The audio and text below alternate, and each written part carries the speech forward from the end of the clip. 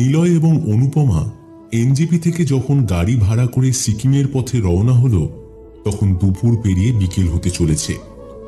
কোচবিহারে নিলয়ের পিসির বাড়ি। বিয়ের পর পিসির বাড়ি থেকেই তারা সোজা চলেছে হানিমুনে সিকিমের একটি ছোট্ট গ্রাম হিবার্মিয়োকের উদ্দেশ্যে। 4 দিনের এই ছুটিতে নিজেদের জীবনের এই অমূল্য সময়টা তারা একে অপরের সাথে বেঁধে ফেলতে চায়। কিন্তু কোচবিহার থেকে গাড়ি এনজেপি আসতেই অনেক দেরি হয়ে গেল। মাঝে রাস্তাতেও অনেক জ্যাম। এনজেপি থেকে হিবার্মিয়োক পৌঁছতে প্রায় 4.5 ঘন্টার মতো সময় লাগে। যখন তারা সেখানে পৌঁছল তখন প্রায় দুপুর 3টে। নিলয়ের পাহাড়ে আসা অনেকবার হয়েছে, কিন্তু অনুপমার সাথে এই প্রথমবার, তাই সে খুবই এক্সাইটেড। কিন্তু নিলয়ের মনে চিন্তা গ্রাস করছে।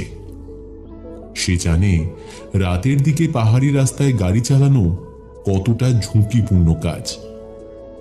নিজের ঘড়ি দেখল সে, 4:10 কিন্তু তারা যদি এখন রওনা দিতে পারে তাহলে হোটেল পৌঁছতে তাদের প্রায় 8:30 বেজে যাবে। ছোট একটা i10 গাড়ি ভাড়া নিয়েছে। ড্রাইভারের নাম তাসি, বছর 24 বয়স, বেশ স্মার্ট। নিলয় তার কাছে গিয়ে বলল, अच्छा तासी, हिबार्मियोक पहुंचते पहुंचते लगता है 8 8:30 तो बज ही जाएगा। अच्छा, वहां का रास्ता सब ठीक ठाक है ना? रास्ते में कोई दिक्कत तो नहीं है ना? সে গাড়ির টায়ার চেক করতে করতে বলল, हाँ हाँ साहब, रोड तो अच्छा है, कोई प्रॉब्लम नहीं होगा। रोज ठाकमा थोड़ा रेस्ट करके हम निकल पड़ेंगे। चलिए साहब, मैं रेडी हूँ। আর দেরি না করে নিলয় এবং অনুপমা গাড়িতে উঠে পড়ল। গাড়ির স্টার্ট দেওয়ার সাথে সাথেই চাকা গড়াতে লাগলো তাদের স্বপ্নের দুনিয়ার দিকে। সেবক রোডের দুধারে সবুজ বনাঞ্চল, আর দূরে দেখা যাচ্ছে পাহাড়ের সাম্রাজ্য। গাড়ি ছুটছে মাঝের ঝকঝকে রাস্তা দিয়ে। কিছুক্ষণ আগে এক পশলা বৃষ্টি হওয়ার দরুন বিকেলের সূর্যের আলোতে হালকা ভিজে রাস্তা চকচক করছে সোনালি পাতের মতো। ঠান্ডা ঠান্ডা হাওয়া তাদের দুজনের শরীর জুড়িয়ে দিচ্ছে। অনুপমা নিলয়ের কাঁধে মাথা রেখে পথের শোভা দেখছে। মাঝে মাঝে দুজনেই ফোনের ক্যামেরায় প্রকৃতির শোভা আর নিজেদের সেলফি তুলে নিজেদের গড়া প্রতিটা মুহূর্ত জমিয়ে ফেলছে। পাহাড়ি শোভার সাথে জঙ্গল জুড়ে অদ্ভুত এক পোকার রিং রিং শব্দকে সাথে নিয়ে তাদের গাড়ি যখন জোরথাং এসে পৌঁছল তখন 7টা বাজে। পশ্চিম আকাশে সূর্যের অস্ত যাওয়ার পরেও তার আলোর ছটায় তখনও আধার নামেনি। আকাশ লাল হয়ে রয়েছে। যেখানে তারা এসে পৌঁছল এটা একটা বেশ বড় বাজার বলা যায়। চারিদিকে লোকে লোকারণ্য। এখানে কিছুক্ষণ অপেক্ষা করে তারা আবার বেরিয়ে পড়বে। টানা গাড়িতে বসে দুজনেই ক্লান্ত হয়ে পড়েছিল। গাড়ি থেকে কিছুক্ষণ বেরিয়ে হাঁটা চলা করে সেখানকার একটি ছোট দোকান থেকে মোমো খেয়ে যখন আবার তারা যাত্রা শুরু করলো তখন 7:30 বাজতে যায়। এই দেখো না, কি সুন্দর সব সোয়েটার, চলো না একটু দেখি। এই অনু শোনো, অলরেডি অনেক দেরি হয়ে গেছে, আর দেখছো তো অন্ধকার নেমে আসছে। এই পাহাড়ি অঞ্চলে কখন যে দুম করে অন্ধকার হয়ে যাবে তুমি বুঝতে পারবে না। চলো, আর দেরি করো না, চলো। ও বাবা, এখন 7টা বেজে গেছে, তবু দেখো আকাশটা কেমন লাল হয়ে রয়েছে। चलो गाड़ी उठो। तासी भाई बहुत लेट हो गया, यहाँ से और कितना टाइम लगेगा? साहब जी, यहाँ से 2.5 घंटा लगेगा। रास्ता ठीक है वैसे, बारिश ना होता तो प्रॉब्लम नहीं होगा साहब। তাই যেন হয় বাবা, একে তো এই অবস্থা, তার উপর যদি বৃষ্টি আসে তাহলে তো হয়েই গেল। এই ভেবে গাড়ি স্টার্ট হলো।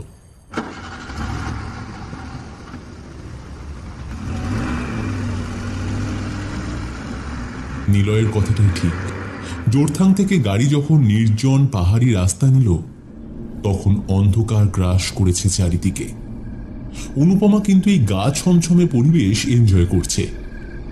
হঠাৎ দূরের আকাশে বিদ্যুতের চমক দেখা গেল, আর কিছুক্ষণের মধ্যেই ঝেঁপে বৃষ্টি নামল। এই ভয়টাই পাচ্ছিলাম। तासी, ए भाई बहुत संभल कर चलना, ठीक है? कोई जल्दबाजी नहीं, एकदम धीरे चलना।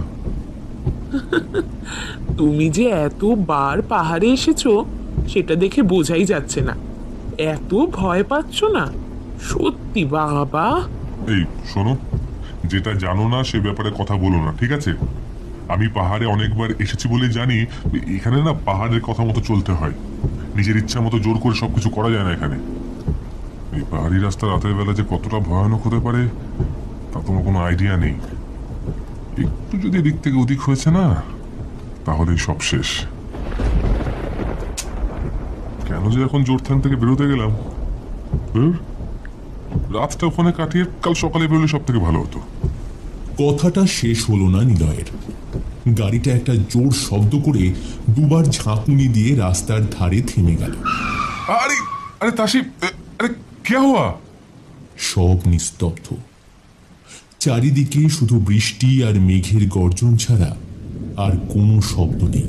क्या हुआ वही तो समझ नहीं आया साहब। रुकिए साहब, मैं देखता हूँ साहब जी, रुकिए। তাসি গাড়িটা আবার স্টার্ট দিল। কিছুক্ষণ একটা গমগমে আওয়াজ দিয়ে আবার থেমে গেল সেটা। বারবার 3 বার চাবি ঘুরিয়েও ইঞ্জিন স্টার্ট হলো না। साहब साहब रुकिए, मैं देखता हूँ साहब, मैं देखता हूँ। কথাটা বলেই সে একটা ছাতা বের করে গাড়ি থেকে নামলো। সামনের গাড়ির বনেট খুলে দেখতে লাগলো। এই এবার কি হবে? দাঁড়াও দাঁড়াও, আমি দেখছি। আহ, তুমি আবার কেন বেরোচ্ছ? দাঁড়াও না, কি হয়েছে দেখতে হবে না একবার? তুমি আমাকে ছাতাটা দাও, লাল ব্যাগটাই আছে। কথাটা বলেই ছাতা নিয়ে গাড়ি থেকে বেরিয়ে সামনে গিয়ে দাঁড়ালো। তাসি তখন ইঞ্জিনের বিভিন্ন পার্টস চেক করতে ব্যস্ত। अरे हुआ क्या है तासी? साहब कुछ समझ नहीं आ रहा साहब। मतलब ना ना, समझ नहीं आ रहा क्या मतलब क्या है? तुम देखकर नहीं निकले थे क्या? একটু যেন রেগেই গেছে নিলয়। আসলে তার রাগের কারণও আছে। সে একা থাকলে না হয় এত চিন্তা ছিল না, কিন্তু সাথে যে অনু আছে সেখানেই তার সব চিন্তা। কি গো, কিছু হলো? নিলয় ছাতা মাথায় গাড়ির কাছে এগিয়ে এলো। না গো, মনে হচ্ছে ইঞ্জিনের সমস্যা। কি যে করে না এরা। ए ताशी, यहाँ से कोई गाड़ी भी तो पास नहीं हो रहा है, कुछ मदद तो मांगना पड़ेगा ना? असल में साहब इस रूट में गाड़ी बहुत कम चलता है। एक काम करता हूँ, यहाँ से वो पैदल जाने से ऊपर में एक गांव है और वहाँ जाकर कुछ मदद मांगता हूँ साहब। समझे। अच्छा, तुम्हें टाइम कितना लगेगा? यहाँ से थोड़ा दूर है साहब, आने जाने में से कम का 1 घंटा लगेगा साहब। अरे ये तो महा झमेला पड़लाम। हम लोग क्या करेंगे इतनी देर तक यहाँ खाली जंगल में? आप लोग थोड़ा वेट कर सकेंगे? मैं जल्दी जाऊंगा और किसी की मदद लेकर जितना जल्दी हो सके आज चला आऊंगा। কি বলছো গো? এই অন্ধকার জায়গায় আমরা দুজন, বাঘ ভাল্লুক যদি বেরোয়? साहब आप लोग गाड़ी के अंदर ही रहिएगा, मैं जल्दी जाऊंगा और वापस आऊंगा। रास्ते में कोई गाड़ी आएगा तो उसको रोकिएगा साहब। मैं देखता हूँ क्या कर सकता हूँ, देखता हूँ साहब, देखता हूँ। কথাটা বলেই গাড়িটা থেকে কিছু কাগজ বের করে একটা জ্যাকেট গায়ে দিয়ে ছাতা মাথায় এগিয়ে পড়লো পাহাড়ের রাস্তায়। নিলয় আর অনুপমা শুধু দেখলো তাসির অবয়ব ধীরে ধীরে বৃষ্টি আর রাস্তায় জমাট বেঁধে থাকা মেঘের রাজ্যে মিশে গেল। চারিদিক নিস্তব্ধ। বৃষ্টি একটু ধরে এসেছে। রাস্তার ধারে পাইন গাছেদের সারি, তাদের ঘিরে রয়েছে মেঘেদের দল। জঙ্গল জুড়ে বৃষ্টির ফোঁটা আর সাথে পাহাড়ের নিজস্ব সেই রিন রিন শব্দ পরিবেশকে কেমন যেন আরো ভারী করে তুলল। বাড়িতে বসে অন্ধকার ঘরে কল্পনায় রাতের পাহাড়ের মধ্যে রোম্যান্টিকতা খুঁজে পেলেও এইরকম পরিবেশে সব ভোজবাজির মতো মিলিয়ে যেতে বাধ্য। সব মিলিয়ে গাটা কেমন শিউরে উঠল অনুপমার। এই তুমি বাইরে কেন? ভেতরে এসে বসো। আমার আমার খুব ভয় লাগছে।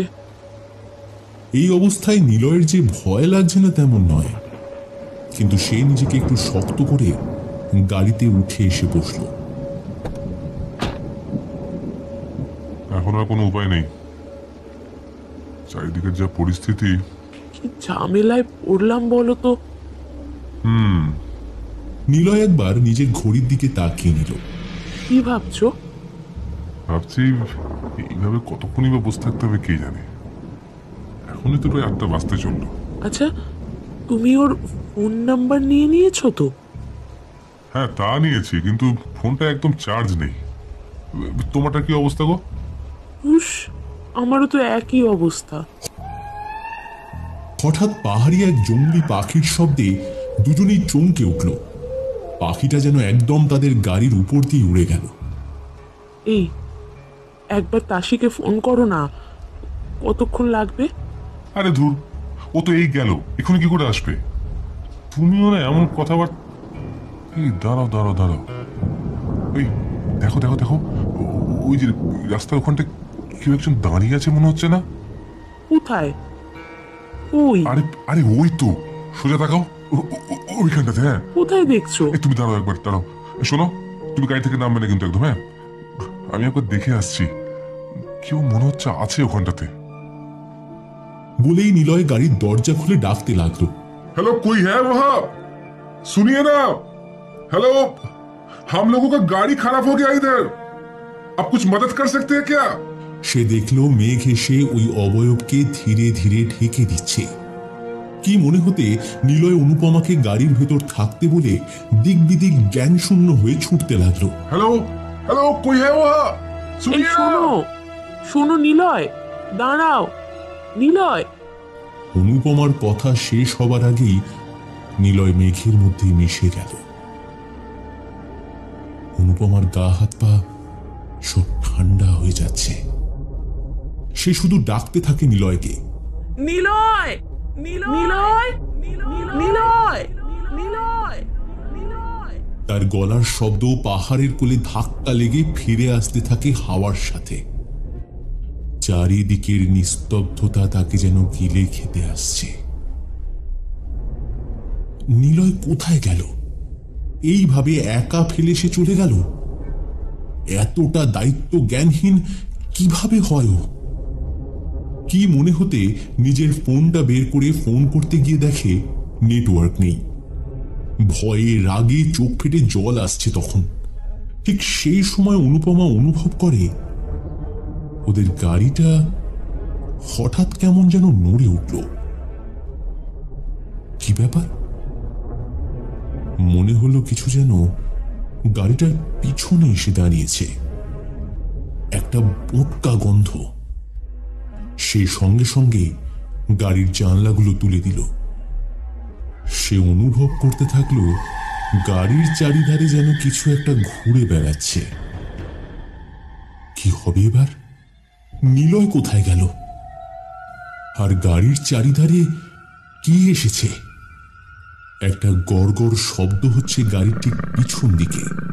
অনুপমা মাথা নত করে চোখ বন্ধ করে বসে আছে। এই ঠান্ডাতেও ঘেমে গেছে সে। চিৎকার করে কাঁদতে ইচ্ছে করছে, কিন্তু মুখে হাত দিয়ে চুপ করে বসে আছে। পিছনের জানলা দিয়ে যে দেখবে সেই সাহসটুকু যেন তার নেই। ভয়ে মুখ বুজে থাকে যাতে তার এতটুকু আওয়াজ বাইরে না যায়। সে নিজের রুমালটা নিজের মুখে পুড়ে নেয়। চোখ দিয়ে অনবরত জল পড়ছে। নিজের সবটুকু দিয়ে চুপ করে বসে রইল, যেন কোনোভাবে নিঃশ্বাসের শব্দ বাইরে সে যেন না পায়। হঠাৎ কাঁচের ওপর শব্দ হতেই ও চিৎকার করে ওঠে। দেখে জানলার ওপারে নিলয় এসে দাঁড়িয়েছে। জানলার কাঁচে ঠোকা দিচ্ছে। অনুপমা ভয়ে দরজা খুলতেই নিলয় গাড়িতে এসে বসে। সাথে সাথেই অনুপমা হাউ হাউ করে কাঁদতে কাঁদতে ওর বুকে নিজের মুখ লুকায়। কি হলো? তুমি কাঁদছো কেন? আমি তো এসে গেছি, আমি তো এসে গেছি, তুমি শান্ত হও। এই তো এই তো এই তো এই তো আমি আছি, আমি আছি। শান্ত হও, শান্ত হও। তোমার কি এতটুকু সেন্স নেই? হ্যাঁ, তুমি আমায় একা ফেলে এই অন্ধকার জঙ্গলের মাঝে চলে গেলে? হ্যাঁ, আচ্ছা বাবা, আমার আমার ভুল হয়ে গেছে। I am extremely sorry. ঠিক আছে, আমি আসলে বুঝতে পারিনি, জানো তো। আসলে তখন মনে হলো ওইখান থেকে একজন দাঁড়িয়ে আছে, আর আমিও দিক বিদিক জ্ঞান শূন্য হয়ে তার দিকে দৌড়লাম। আসলে তখন আমার মাথায় ঘুরছিল যদি কোনো রকম ভাবে কোনো হেল্প পাওয়া যায়। আমার খুব ভুল হয়ে গেছে, সরি সরি। তোমার ওই লোকের চক্করে যে কি হতো, এখানে তো ছাই নেটওয়ার্ক পর্যন্ত নেই। যেন যেন আমাদের আমাদের গাড়ির কাছে না কিছু একটা এসেছিল, কোনো কোনো জন্তু। হ্যাঁ, হ্যাঁ, তোমায় ডাকার পর সাড়া না পেয়ে আমি কল করতে গেলাম। সেই মুহূর্তে স্পষ্ট বুঝলাম আমাদের গাড়ির পেছনে কিছু এসেছে। একটা একটা মোটকা গন্ধ। কি বলছো কি? হ্যাঁ, এমনি বলছি নাকি? শোনো না, দেখো, এইখানে এইভাবে থাকাটা না ঠিক হবে না, বুঝলে? তুমি একবার তাসিকে ফোন করো। হ্যাঁ, তা করেছিলাম, কিন্তু কোনো নেটওয়ার্ক তো নেই, ফোনই যাচ্ছে না। এই অনু, তবে জানো তো ওখানে গিয়ে একটা লাভ হয়েছে। আমি লোকটাকে খুঁজতে গিয়ে দেখি ওখানে একটা ভাঙা রেলিং এর উপর সাইনবোর্ড মতো, লেখার অংশটা বোঝা যাচ্ছে না, পুরোপুরি ভেঙে গেছে আর কি। আর ওর উপর একটা কাপড় এসে পড়েছে। দূর থেকে দেখে মনে হচ্ছে ঠিক যেন কেউ গায়ে চাদর নিয়ে দাঁড়িয়ে আছে। তো ওখান থেকে একটু পাহাড়ি জঙ্গলের মধ্যে দিয়ে হেঁটে গিয়ে দেখি দূরে একটা বাড়ি, আর বাড়ির মধ্যে বেশ আলো জ্বলছিল। কিন্তু ওটা দেখে মনে একটু ভরসা পেলাম, জানো তো। এক রাত্রির জন্য কিছু একটা ব্যবস্থা নিশ্চয়ই ওখানে হয়ে যাবে। এদিকে জঙ্গলের যা পরিস্থিতি, এখানে এখানে থাকাটা কিন্তু খুব রিস্ক হয়ে যাবে। তার চেয়ে বরং চলো এক রাত্রির জন্য ওখানে থেকে যাই, পরে তাসি এলে কিছু একটা ব্যবস্থা হয়ে যাবে নিশ্চয়ই। চলো চলো, আর দেরি করো না। সেই ভালো, চলো। তারা গাড়ি থেকে তাদের ব্যাকপ্যাক নিয়ে বেরিয়ে পড়ল। তখন বৃষ্টি থেমে গেছে, আকাশ পরিষ্কার হয়ে চাঁদের আলো ফুটে উঠেছে। তবে তখনও মেঘের চাদরে ঢেকে আছে চারিদিকের পাইন ফরেস্ট। রাস্তাটা উপরের দিকে চলে গেছে। ওরা দুজন ক্লান্ত শরীরে ব্যাগ নিয়ে উঠতে লাগলো। বেশ কিছুটা গিয়ে অনুপমা দেখল রাস্তাটা বাঁক নিয়ে আরো উপরের দিকে চলে গেছে, আর সেই বাঁকের কাছে নিলয়ের কথা মতো সেই ভাঙা সাইনবোর্ড। বৃষ্টি শেষে ঠান্ডা হাওয়া বইছে চারিদিকে। পাইন জঙ্গল জুড়ে অদ্ভুত একটা শোঁ শোঁ শব্দ ছড়িয়ে আছে। গাটা কেমন ছমছম করে উঠল অনুপমার। এই অনু, ওই যে দেখতে পাচ্ছ, ওই বাড়িটার কথা বলছিলাম। বাবা, একটা রাত যদি কোনোভাবে কেটে যায়, কপাল ভালো বলতে হবে তাহলে।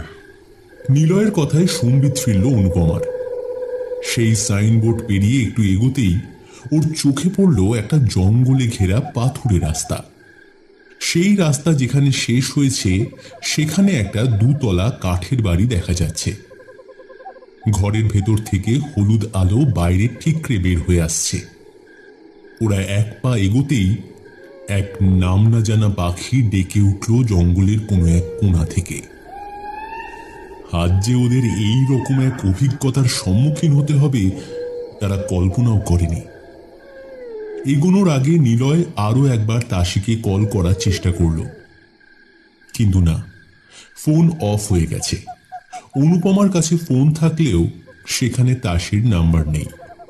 তবে সত্যি বলতে থেকেও কত লাভ হতো তারা জানে না, কারণ ফোনে এতটুকু নেটওয়ার্ক নেই। এমন বোকামির কাজ করি মাঝে মাঝে আমি। না আছে ফোনের নেটওয়ার্ক, না আছে চার্জ, বিরক্ত লেগে যায়। তাও ভালো যদি ওখানে পৌঁছে একবার ফোনটা চার্জে বসাতে পারি, তাহলে নিশ্চিন্ত। তারপর তাসি এলে একবার যখন বাড়িটা দেখবে, নিশ্চয়ই খোঁজ নিতে আসবে। কথাটা শেষ করেই তারা এগিয়ে চলল সেই বাড়ির উদ্দেশ্যে।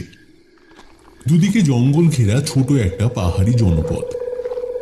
তবে খুব যে যাতায়াত হয় না এই পথে সেটা দেখেই বোঝা যায়। রাস্তাটার দুধারে ঝোপঝাড় বেশি। প্রায় 10 মিনিট হাঁটার পর অনুপমা একবার পিছনে ফিরে দেখল যেখান দিয়ে তারা এসেছে সেই জায়গাটা বেশ একটু উঁচুতে। এটা বেশ নিচু জমি। সামনে গিয়ে দেখল খানিক আগে হয়ে যাওয়া বৃষ্টির জন্য কোথাও কোথাও জল জমে গেছে। জমে থাকা জলে জুতো মোজা সব ভিজে গেছে ওদের। অনুপমা নিজের মাফলারটা আরো একটু কানে পেঁচিয়ে নিল। যখন ওরা বাড়ির সামনে এসে দাঁড়ালো তখন আকাশ বেশ পরিষ্কার। জমে থাকা মেঘটাও অনেকটা কেটে গেছে।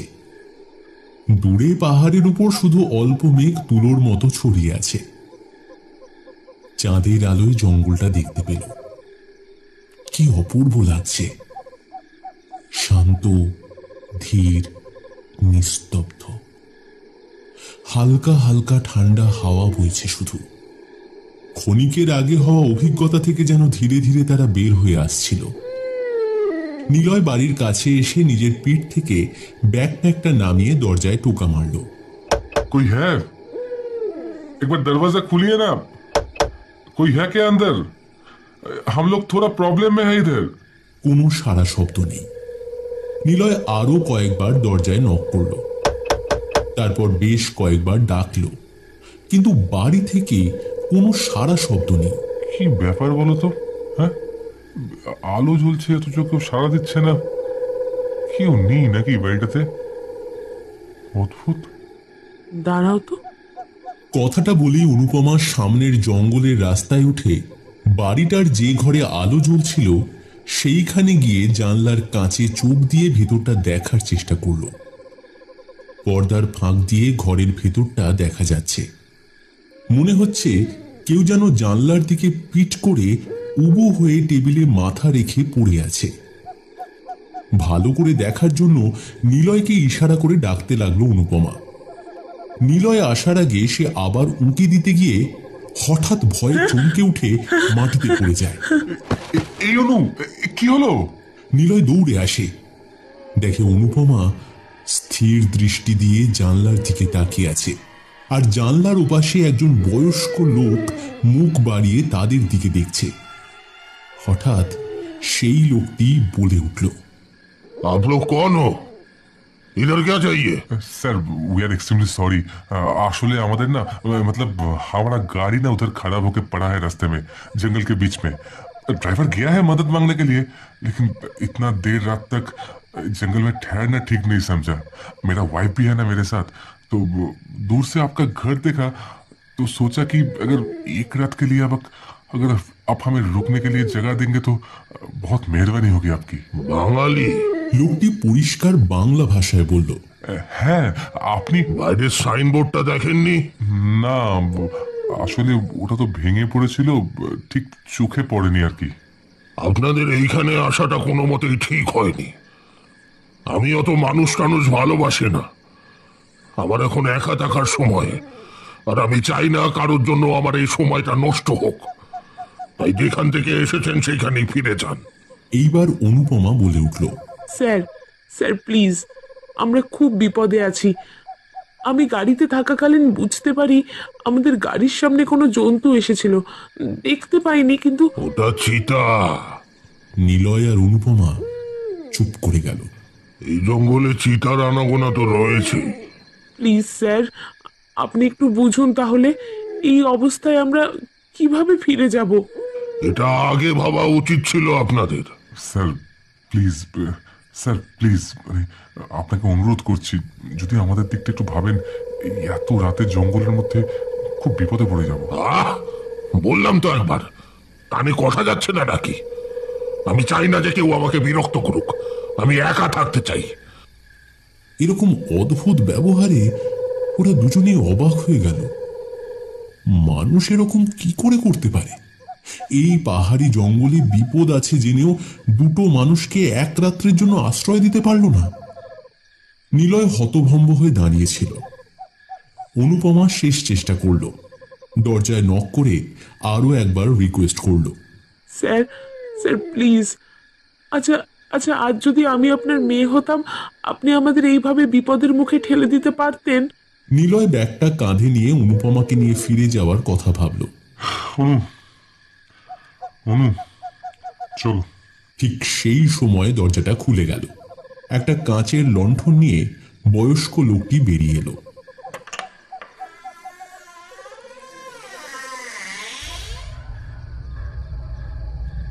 ওই আলোতে ওরা এবার পরিষ্কার দেখতে পেল মানুষটিকে।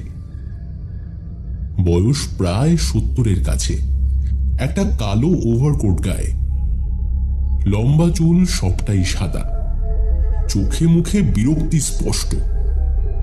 বললেন, আমার কোনো মেয়েটে নেই, কেউ নেই, কেউ নেই আমার। ঠিক আছে, আজকের রাতটা কোনো মতে থাকতে দিচ্ছি এখানে। থেকে যান, কিন্তু ভোর হতেই এই বাড়ি ছেড়ে চলে যেতে হবে। আর আমি কোনো খাওয়া দাওয়ার ব্যবস্থা করতে পারবো না কিন্তু। আর হ্যাঁ, সব থেকে বড় কথা হলো, আমাকে কিন্তু কোনোভাবেই বিরক্ত করবেন না। নিলয় বলে উঠল, না না, একদম না। আপনাকে সে নিয়ে কোনো চিন্তা করতে হবে না। আমরা একদম চুপ করে থাকবো। আর আপনাকে যে কি বলে ধন্যবাদ জানাবো। বয়স্ক ভদ্রলোক তাদের ভেতরে প্রবেশ করতে বললেন। নিলয় এবং অনুপমা দুজনেই চুপচাপ বাড়িতে প্রবেশ করল।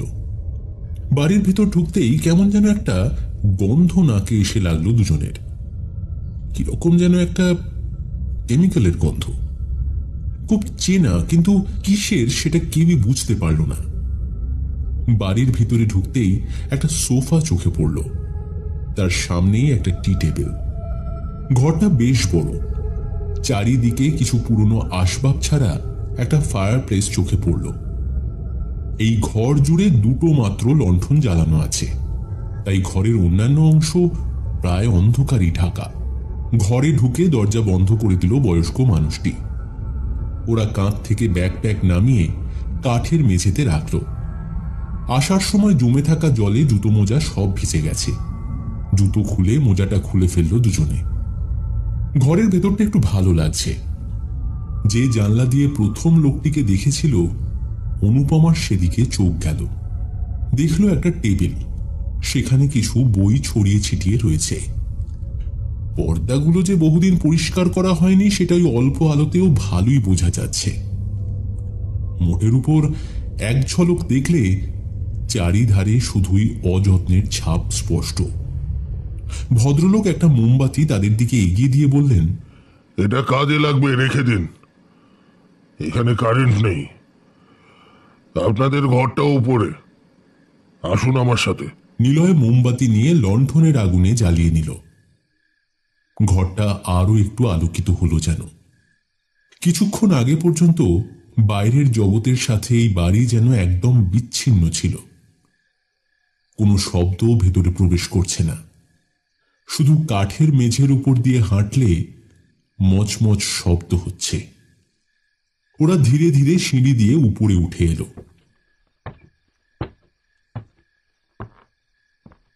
নিলয় একটু আলাপ করার চেষ্টা করলো।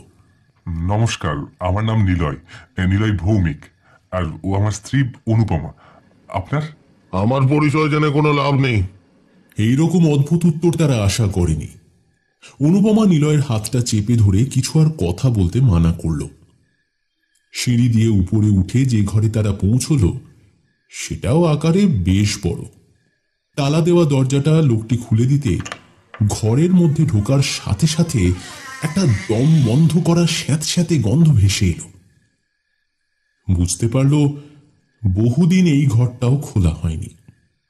আজকে এই ঘরেই থাকবেন, আর যা বলেছিলাম সেটা মাথায় রাখবেন। কোনোভাবেই আমাকে বিরক্ত করার চেষ্টাও করবেন না। আমি নিচেই আছি, যাই হয়ে যাক না কেন আপনারা শুধু উপরের ঘরেই থাকবেন। আর ভোর হতে না হতেই আপনাদের যেন আর দেখতে না পাই আমি এখানে। মনে থাকবে তো? কি মনে থাকবে? হ্যাঁ হ্যাঁ, নিশ্চয়ই আঙ্কেল। আমরা ভোর হতেই বেরিয়ে পড়ব। আপনি নিশ্চিন্তে থাকুন। অনেক উপকার করলেন। অনেক অনেক ধন্যবাদ আপনাকে। ভদ্রলোক দরজা ভিজিয়ে নিচে চলে গেলেন। নিস্তব্ধতার মাঝে শুধু তার চলে যাওয়ার সময় কাঠের সিঁড়ির শব্দটা ধীরে ধীরে মিলিয়ে গেল নিচে। নিলয় মোমবাতিটা সামনের টেবিলে রেখে দিল। ঘরটাতে শুধু একটা খাট আছে। জানলাগুলো সব বন্ধ, আর তার পর্দাগুলো ঠিক নিচের ঘরের মতোই। ঘরের সাথে লাগোয়া একটা বাথরুম। নিলয় ফ্রেশ হতে বাথরুমে গেল। অনুপমা নিজের মাফলার আর জ্যাকেটটা খুলে জানলার কাছে এসে বাইরেটা দেখার জন্য পর্দা সরাতেই কতদিনের ধুলো যেন ছড়িয়ে গেল। কতদিন যেন এই জানলা খোলা হয়নি। ঘরের এই দম বন্ধ করা স্যাঁতস্যাঁতে ভাবটা কাটানোর জন্য সে জানলাটা খোলার চেষ্টা করতে লাগল। সে বুঝতে পারেনি কখন নিলয় ওর পিছনে এসে দাঁড়িয়েছে। কই, সরব, শোনো আমি দেখছি। দেখো না, কি শক্ত হয়ে গেছে। বাপরে, কি শক্ত এটা! খুলি না নাকি? উফ। অনেক কষ্টে জানলাটা যখন হুট করে খুলে গেল, একটা ঠান্ডা দমকা বাতাস যেন হুটোপুটি করে ঘরে এসে ঢুকল। ঘরের ভেতর দম বন্ধ হয়ে যাচ্ছিল অনুপমার। জানলা দিয়ে দূর পাহাড়টা অদ্ভুত সুন্দর লাগছে। মেঘ মুক্ত আকাশে চাঁদের আলোয় পাইন ফরেস্ট আলোকিত, যেন কেউ গাছের উপর রূপালী রাংতা ছড়িয়ে দিয়েছে। চাঁদের আলো, পাহাড়ি শোভা, ঠান্ডা মৃদু হাওয়া আর সাথে ঝিঝির ডাক, সবটা মিলে মিশে এক মায়াবী দুনিয়া সৃষ্টি করেছে। এক ঝলক দেখে মনে হয় কেউ যেন খুব নিপুণ হাতে জল রং দিয়ে এঁকে দিয়েছে এই পরিবেশ। কিছুক্ষণ জানলার ধারে দাঁড়িয়ে বুক ভরে নিঃশ্বাস নিতে নিতে ভাবল, চাওয়া পাওয়ার খেলায় মানুষ সত্যি নিজেদেরকে বোঝে না। এই কিছুক্ষণ আগে যেভাবে তারা বাইরের জগতের মধ্যে নিজেদেরকে অসুরক্ষিত মনে করছিল, এখন সেই জগতের থেকে আসা ঠান্ডা হাওয়া মাখার জন্য এত চেষ্টা করছে। যে বাড়িতে আজ আশ্রয় না পেলে তাদের আজ রাতটা কিভাবে বাইরে কাটাতে হতো, সেই ভাবনার সাথে এখন রাতের আকাশের তলায় একটা ছাদ পেয়েও তার পুরনো এবং নতুনের বিভেদের পরীক্ষা নিয়ে মেতে উঠেছে। সত্যি মানুষ চায় কি? এই অনু, এই কি ভাবছো কি অত? নিলয়ের ডাকে সম্বিত ফিরল অনুপমার। হ্যাঁ, না না, তেমন কিছু নয়। এই চলো বাদ দাও, কিছু খেয়ে নি আগে, আর পাচ্ছি না। আমি কেক বিস্কিটটা বার করছি, তুমি এসো। খেয়ে দে রাতের মতো শুয়ে পড়ি। যা গেল সারাটা দিন, কাল ভোর হতে কেটে পড়তে হবে। এই বলে নিলয় খাবারের ব্যাগ থেকে কেকের বাক্স আর বিস্কিটের প্যাকেট বের করে নিজের জন্য কিছু নিয়ে বাকিটা টেবিলের উপর রেখে দিল। অনুপমা বলল, লোকটা কেমন অদ্ভুত না? এইরকম একটা পাণ্ডববর্জিত জায়গায় একা থাকেন। হ্যাঁ হ্যাঁ, মাথা পাতা খারাপ আছে, না হলে এরকম জায়গায় কেউ থাকতে পারে নাকি? যাকে আমাদের কি, খেয়ে শুয়ে পড়ো। রাতটা কোনো রকমে কাটাতে পারলেই বাঁচি। ধুর, কারেন্টটাও নেই। ভাবলাম একটু চার্জ দেবো, আমি একটা পাওয়ার ব্যাংকটাকে বাড়িতে ফেলে চলে এলাম। ধুর ধুর ধুর, ভালো লাগে না। কথাটা বলেই নিলয় বিছানায় শুয়ে পড়ল। অনুপমা কিছুক্ষণ বাইরের দিকে তাকিয়ে পর্দা টেনে দিল। তারপর মোমবাতির আলোয় ঘরটা একবার দেখতে লাগলো। কতদিন এই ঘর কেউ ব্যবহার করেনি। কোনায় কোনায় ঝুল জমে আছে। কাঠের দেওয়ালগুলোর চারিধারে কালো কালো ছোপ। কত রকম মানুষ আছে পৃথিবীতে। ভাবতে ভাবতে ঘড়িটা একবার দেখে নিল। প্রায় 10টা বাজতে চলেছে। সে ঘড়িটা খুলে নিজের হ্যান্ডব্যাগে রেখে দিল। কিভাবে যেন সময়টা ছুটে চলেছে। শুয়ে পড়ল সে। শুয়ে শুয়ে শুনতে পেল তাদের ঠিক নিচের ঘরে খুটখাট শব্দ হচ্ছে। নানা কথা ভাবতে ভাবতে কখন যে চোখ লেগে গেছে সে জানে না। ঘুম ভাঙল একটা অদ্ভুত শব্দে, কাঁচ ভাঙার শব্দ। চোখ খুলল অনুপমা। এমনিতে নতুন জায়গায় এলে খুব একটা ঘুম হয় না তার। আজ ক্লান্ত ছিল বলে চোখ লেগে গেছিল, কিন্তু হঠাৎ এই শব্দে চোখ খুলে গেল তার। উঠে নিলয়ের হাতে থাকা ঘড়িটা দেখল। রাত 1:40 বাজে। এত রাত্রে লোকটা জেগে আছে, কি করছে? সে ধীরে ধীরে খাট থেকে নেমে মেঝেতে পা রাখল। হালকা হালকা হাওয়ায় পর্দাটা দুলছে। একটা কিছু ভাঙার কাগজ ছেঁড়া শব্দ পেল যেন। সে ধীরে ধীরে কাঠের মেঝেতে পা রেখে উবু হয়ে বসে মেঝেতে কান রাখল। এই অনু, এই কি করছো কি ওখানে? হঠাৎ নিলয়ের গলা পেয়ে চমকে যায় সে। তুমি ঘুমাওনি? আচ্ছা, একটা অদ্ভুত শব্দ হচ্ছে, শুনেছ? হ্যাঁ শুনেছি। ছাড়ো, বাদ দাও, আমাদের কি বলতো? হ্যাঁ, কি দরকার কি আমাদের সবের মধ্যে পড়ার? আর তো কিছুক্ষণ, তারপর তো আমরা চলেই যাবো। কথাটা শেষ হলো না, নিচের ঘরে আবার একটা কাঁচ ভাঙার শব্দ পেল।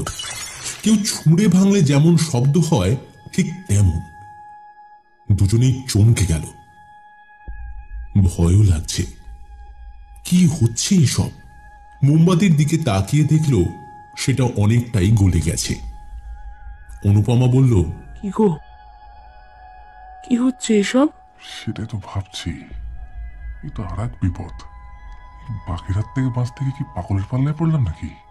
ঠিক সেই সময় তারা একটা কান্নার শব্দ পেল, ঠিক তাদের নিচের ঘর থেকে আসছে। অনুপমা সাথে সাথে মেঝেতে কান দিল। হ্যাঁ, একজনের কান্না। সেই বয়স্ক লোকটা কি? শরীর খারাপ হলো নাকি? এই কি গো, মনে হচ্ছে লোকটা কাঁদছে। আরে কাঁদছে তো কাঁদছে, কি করবো আমরা? আরে আরে লোকটার নিশ্চয় শরীর খারাপ হয়েছে বা কিছু প্রবলেমে পড়েছেন। আমাদের একবার অবশ্যই যাওয়া উচিত। ওহো, কি বলছো কি অনু তুমি? হ্যাঁ, তোমার কি মাথা ঠিক নেই? আরে মনে নেই লোকটা কি বললো বারবার? হ্যাঁ, কি দরকারটা কি? তুমি সব থামো তো, চলে এসো। কি বলছো তুমি? লোকটা বিপদের সময় আমাদের হেল্প করলো, এখন আমরা দেখবো না? তুমি থাকো, আমি চললাম। ওহো, চলো। এই কথার পর আর কোনো কথা হয় না। নিলয় তড়ি ঘড়ি খাট থেকে নেমে টেবিল থেকে মোমবাতিটা নিয়ে নিচে নামতে লাগলো। দুজনে যত নিচে নামতে থাকে তত যেন কান্নার প্রকোপ বাড়তে লাগলো। নিচে এসে দেখে সেই সোফার রুমে কোনো আলো নেই, শুধু সিঁড়ির পাশ দিয়ে একটা ছোট ঘরের দরজা দেখা যাচ্ছে। সেখান দিয়েই শব্দটা ভেসে আসছে। তারা ধীরে ধীরে সেই দরজা ঠেলে যখন ঢুকলো, দেখলো একটা ছোট্ট করিডর। সেখান দিয়ে কিছুটা গেলে আরো একটা দরজা। সেখান থেকে কিছু আলোর আভা পাওয়া যাচ্ছে। তারা ধীরে ধীরে ওই ঘরের দিকে এগিয়ে গেল। সাথে একটা জিনিস খেয়াল করল, এই বাড়িতে ঢুকতে যে কেমিক্যালের গন্ধ পেয়েছিল সেটা তারা আবার পাচ্ছে, এবং এখন যেন আরো তীব্র। করিডোর দিয়ে যেতে যেতে ঘরে উঁকি দিতে গিয়ে দেখে একটি ছেঁড়া কাগজ তাদের পায়ের কাছে এলোমেলো হয়ে পড়ে রয়েছে। অনুপমা কাগজটা তুলে নিল। মোমবাতির আলোয় যতটুকু দেখা যায় তাতে দেখতে পেল একটি মেয়ের ছবি, তবে শুধুমাত্র এক অংশ, বাকি অংশ ছিঁড়ে ফেলা হয়েছে। মোমবাতির আলোয় মেয়েটির চোখ দেখল দুজনে। কি অপূর্ব, কি মায়া ভরা! এটা দেখে ছবিটা হাতে নিয়ে ঘরে উঁকি দিল দুজনে। দেখতে পেল একটা স্টুডিও, ঘরময় কাগজ পড়ে রয়েছে, কোনো কাগজ পুড়েও গেছে। ঘরে পা রাখতেই একটা কাঁচের মতো কিছু দেখে চমকে গেল। রঙের শিশি ভেঙে রক্তের মতো লাল রং বেরিয়ে এসেছে। এবার দুজনে বুঝতে পারল বাড়িতে ঢোকার পর থেকে যে গন্ধ তারা পেয়েছে সেটা রঙের গন্ধ। লোকটি পিছন ফিরে বসে মুখে হাত দিয়ে কেঁদে চলেছেন অনবরত। ঘরের দরজার সামনে দাঁড়িয়ে লোকটির সামনে থাকা ছবিটা অস্পষ্ট, কি এঁকেছে বোঝা যাচ্ছে না, কিন্তু দেখে মনে হচ্ছে এই মেয়েটির অর্ধেক অংশ। আলো আধারি এই ঘরের দিকে চোখ বোলাতে গিয়েই হঠাৎ লোকটার কান্না থেমে গেল। সেই গুরু গম্ভীর গলায় বলে উঠল, তোদের কি বলেছিলাম ভুলে গেছো তোমরা? বলেই সামনে থাকা লণ্ঠনটা নিয়ে ছুঁড়ে দিল তাদের দিকে। নিলয় তৎক্ষণাৎ অনুপমাকে টেনে নিল, না হলেই একটা ভয়ঙ্কর কিছু হয়ে যেতে পারত। লণ্ঠনটা ওদের পায়ের কাছে পড়ে দাউ দাউ করে কাগজে আগুন লেগে গেল। কি মনে হতে নিলয়ের সঙ্গে সঙ্গে তার জ্যাকেট খুলে আগুনটা চেপে ধরল। কোনো মতে আগুন নিভল। এইবার আর নিলয় মাথা ঠিক রাখতে পারল না, চিৎকার করে উঠল, আরে আরে আপনি কি পাগল নাকি? আপনার কান্না শুনে আমরা নিচে নেমে এসেছি, ভাবলাম কোনো বিপদে পড়েছেন হয়তো, কিন্তু এসে দেখছি আপনি তো একটা বদ্ধ উন্মাদ। কোনো মাথার ঠিক নেই আপনার। এইভাবে যা করলেন তাতে আমাদের তো ছাড়ুন গোটা বাড়িটা পুরো ছাই হয়ে যেত। এইটুকু জ্ঞান নেই আপনার? ডিসগাস্টিং একটা। হঠাৎ নিলয়ের ওই রকম রূপ দেখে অনুপমাও ঘাবড়ে গেছিল। লোকটাও চুপ করে গেছে। তিনি চুপ করে জানলার সামনে থাকা একটা টুলে গিয়ে বসলেন। এক লহমায় সব কেমন শান্ত হয়ে গেল। অনুপমা নিলয়কে বুকে হাত বুলিয়ে ওকে শান্ত করল।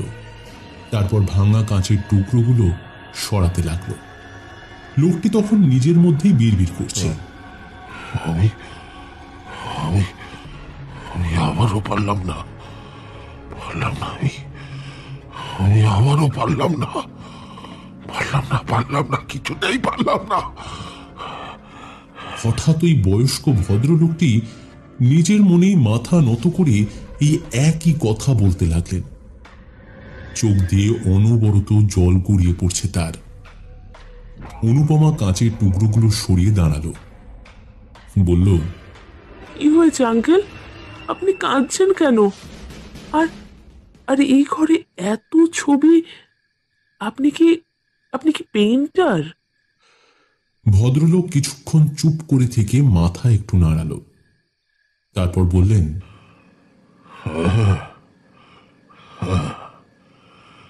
ছিলাম কোনো এক সময়, এখন আর পারি না। আমি এখন আর ছবি আঁকতে পারছি না কিছুতেই। আমি কিছুতেই আর ছবি আঁকতে পারছি না, আমি কিছুতেই। কথাটা বলেই হাউ হাউ করে আবার কাঁদতে লাগলেন। নিলয় অনুপমা কি করবে বুঝতে পারছিল না। অনুপমা ধীরে ধীরে এগিয়ে গেল ওই লোকটির দিকে। যতটুকু আলো ছিল তাতে ঘরটা ভালো করে দেখার চেষ্টা করল। বড় বড় কাঁচের জানলা ঘেরা একটা ঘর, যেটা বহুদিন আঁকার ঘর হয়ে রয়েছে সেটা দেখলেই বোঝা যাচ্ছে। দেওয়ালে মেঝেতে শুকিয়ে যাওয়া পুরনো রঙের দাগ লেগে রয়েছে। সাথে ঘরময় ছড়িয়ে ছিটিয়ে রয়েছে আঁকার আর্ট পেপার এবং সরঞ্জাম। সব জায়গায় একটাই ছবি, একটি মেয়ের। কিন্তু অবাক করার ব্যাপার হলো, যখন সে কাগজগুলো হাতে তুলে নিয়ে সেখানে চোখ রাখল, সে দেখল সব ছবিগুলিতে মেয়েটির মুখের এক অংশ অদ্ভুতভাবে পোড়া। প্রত্যেক কাগজে একই ছবি। অনুপমা এসব দেখে কিছুই বুঝতে পারছিল না। কে এই নারী? কেন তার ছবি এঁকে ছিঁড়ে ফেলা হয়েছে? আর তার মুখের এক অংশ এরকম ভয়ঙ্কর কেন? অনুপমা বলল, ইনি কে আঙ্কেল? কিছুক্ষণ সব চুপ, যেন একটা পিন পড়লেও তার শব্দ পাওয়া যাবে। মাঝে মাঝে শুধু বাইরের হাওয়ায় কাঠের বাড়িটা কেঁপে কেঁপে উঠছে, আর সাথে সাথেই সেই মচমচ আওয়াজ। ভদ্রলোক বলতে শুরু করলেন, ও আমার স্ত্রী মন্দিরা। দূরে কোথাও মেঘ ডেকে উঠল, যেন আবার ঝড় উঠল। শোঁ শোঁ শব্দে কাঠের ফাঁক দিয়ে ভেতরে ঢুকতে চাইছে ঠান্ডা হাওয়া। আপনার স্ত্রী? আপনি আপনি এত সুন্দর ছবিগুলোকে নষ্ট করে দিয়েছেন? মানে মানে কেন? আর ওনার মুখটার অর্ধেকটা এরকম এঁকেছেন। আমি আঁকিনি, আমি ওটা আঁকতে চাই না। তবু কেন জানি না, আমি ওকে আঁকতে গিয়ে এই ছবি এঁকে ফেলি। কেন কেন কেন কেন আমি জানি না, আমি আমার পাপের ফল, শুধুই আমার পাপের ফল। কি বলছেন আঙ্কেল? পাপ? পাপ, স্ত্রীর শেষ ইচ্ছাটুকু রাখতে না পারার পাপ, তার বিপদের সময় তার পাশে না থাকতে পারার পাপ। পাপ।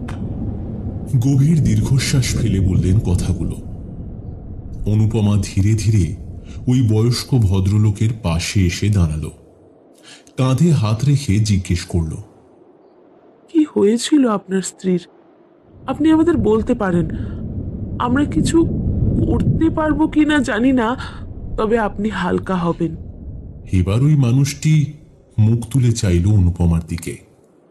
এখন আর চোখে কোনো রাগ নেই, শুধু চোখের কোণে জল জমে শুকিয়ে গেছে। তিনি ঘাড় নামিয়ে বলতে শুরু করলেন, আমার নাম রাজশেখর রায়।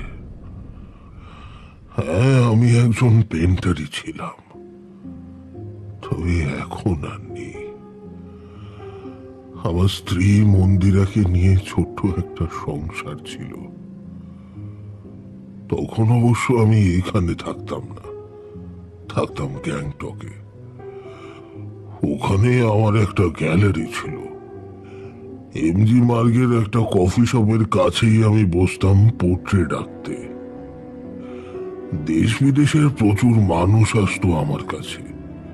তাদের ছবি এঁকে দিয়ে আমাদের ছোট্ট সংসারটা খুব ভালোভাবেই কাটছিল।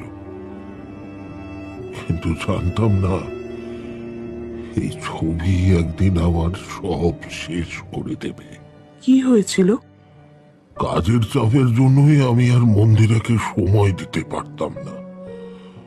ওর ওর খুব ইচ্ছে ছিল, জানো তো, ওর খুব ইচ্ছে ছিল মা হওয়ার। আমাদের ছোট্ট সংসারে ছোট্ট মন্দিরা আসবে এই স্বপ্নই তাকে বাঁচিয়ে রেখেছিল। ওর আরো একটা ইচ্ছে ছিল, আমি নিজে হাতে ওর একটা ছবি এঁকে দেব। কিন্তু নিজের কাজের মধ্যে নিজেকে এতটাই জড়িয়ে ফেলেছিলাম যে ওর দিকে নজর দেওয়ারও সময় আমার কাছে ছিল না। তার মাঝেই একদিন ও গর্ভবতী হলো। আমাদের জীবনে আরো এক সুন্দর মুহূর্ত তৈরি হলো। খুব যত্ন করে আমরা আমাদের স্বপ্নগুলোকে তৈরি করতে লাগলাম। কিন্তু ভাগ্যের খেলায় হেরে গেলাম আমরা। ওর গর্ভের সন্তানের বয়স যখন 8 মাস, হঠাৎ আমি একটা বড় আঁকার প্রজেক্ট পেলাম। অনেক টাকা। ভবিষ্যতের কথা চিন্তা করেই ওকে একা ছেড়ে আমি 2 দিনের জন্য কলকাতা যাই। কিন্তু যখন ফিরে এলাম, বাড়ি ফিরতেই দেখি লোকারণ্য চারিদিকে। কি ব্যাপার? এখনো ওই দিনের কথা ভাবলে আমার গায়ে কাঁটা দিয়ে ওঠে। দেখতে পেলাম আমার বাড়িটা দাও দাও করে জ্বলছে। আমি ছুটতে গেলাম, পাগলের মতো গিয়ে ওদের বাঁচাতে চেয়েছিলাম, কিন্তু আমি পারিনি। আমি ওদের বাঁচাতে পারিনি। গ্যাস লিক করে আগুন লেগে যায় বাড়িতে। যখন ওকে বার করে আনা হয়, তখন ওর সুন্দর মুখের অতটুকুই শুধু অক্ষত ছিল।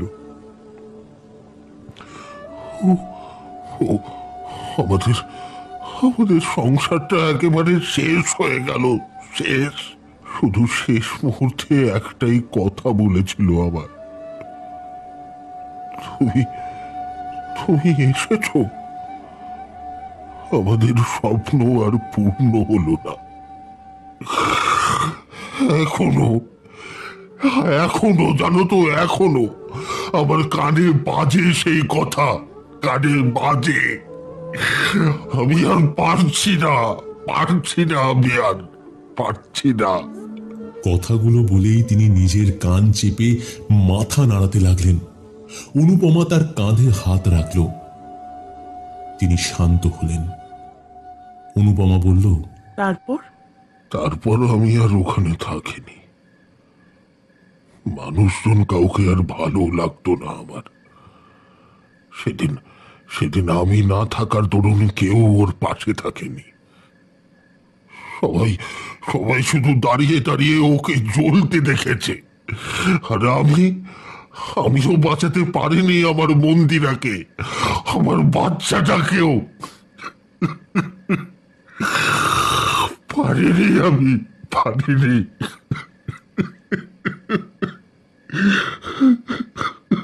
কথাটা শেষ করতেই বৃদ্ধ লোকটি হাউ হাউ করে আবার কাঁদতে থাকে। অনুপমা নিলয় চুপ করে শুধু দেখতে থাকে সেই ভেঙে পড়া মানুষটিকে। নিলয় বলে, সেই থেকেই আপনি এখানে আছেন? এই বাড়িটা আমাদের স্বপ্নের বাড়ি ছিল।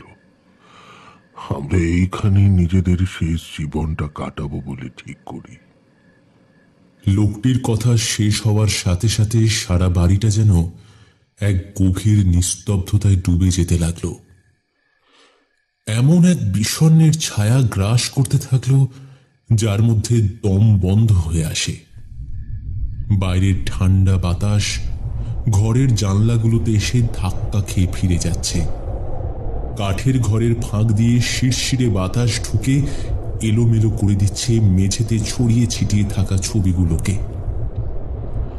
পাতাগুলোর মধ্যে থাকা অসম্পূর্ণ সেই ভয়াবহ মুখটা বড্ড জীবন্ত লাগছে যেন। চোখ বন্ধ করে ফেলল অনুপমা।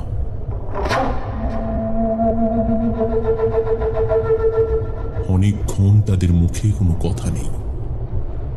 নিলয় হাতে থাকা ঘড়িটা দেখল, রাত 2:10। তবে ঘড়িটা বন্ধ হয়ে গেছে। নতুন ঘড়ি এইভাবে বন্ধ হয়ে গেল, হয়তো বৃষ্টির জলে খারাপ হয়েছে। তবে সময়ের সাথে সাথে এই বাড়িতে ওদের যেন অস্বস্তি বাড়তে লাগলো। বারবার মনে হতে থাকে ঘরের ভেতর দম বন্ধ হয়ে আসছে। তারা আর কথা বাড়ালো না। ওই ঘর থেকে বেরিয়ে এসে বাইরের ঘরে এসে অপেক্ষা করতে লাগলো ভোর হওয়ার জন্য। এর মধ্যে নিলয় উপরের ঘর থেকে যাবতীয় ব্যাগ নিয়ে এসে রেখেছে। দুজনেরই ফোন অফ। কিছুক্ষণ আগে ঘটে যাওয়া কথাগুলো ভাবতে ভাবতে কখন যে চোখ লেগে গেছিল জানে না অনুপমা।